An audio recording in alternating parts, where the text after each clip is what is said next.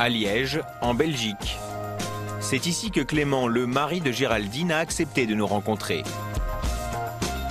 À 28 ans, le jeune homme, déjà père d'un petit garçon d'1 an et demi, attend la venue de son deuxième enfant avec impatience, parce que sa femme vit très mal sa deuxième grossesse.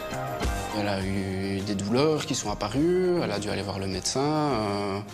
Voilà, elle a dû faire attention, elle a dû arrêter de faire certaines choses, comme par exemple la danse, le sport, pour prendre soin d'elle. Et donc physiquement, c'est pas toujours évident. Donc oui, ça change des choses, forcément. Au-delà de ces difficultés quotidiennes, il arrive que cette grossesse compliquée prenne aussi leur couple en otage.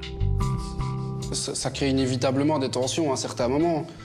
Qu'est-ce qui est le plus dur pour vous? Quand elle s'énerve, d'abord je vais me braquer, parce que c'est dans ma nature. Je ne le fais bien sûr pas exprès, ça ne m'amuse pas quand j'analyse ça après coup, mais je me braque d'abord et je nie un peu, j'essaye de remettre la faute sur elle. Forcément, on a tous les deux nos caractères bien distincts et donc voilà, on ne se comprend pas toujours parfaitement.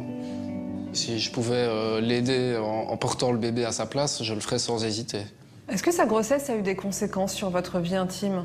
Oui, elle ne se sent pas attirante, elle a l'impression d'être une grosse vache qui n'a l'air de rien d'autre.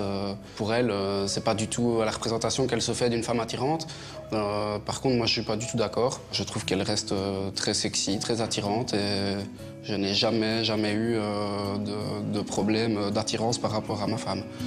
C'est sûr que y a des fois où je préférerais que ce soit un peu différent, forcément, c'est normal, on a tous des besoins, mais j'ai pas envie du tout qu'elle se force, loin de là. Je pense que ça par contre, ça me dérangerait, qu'elle doive se forcer.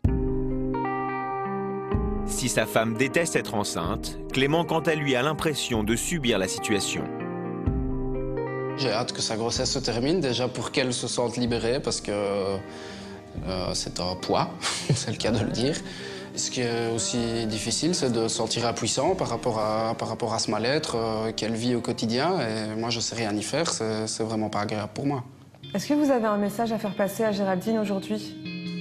Que je l'aime, déjà, très fort, tendrement, et pour l'éternité, si on vit jusque-là, que c'est pour moi la meilleure maman du monde et que c'est pas parce qu'elle vit mal sa grossesse que ça en fait une mauvaise maman.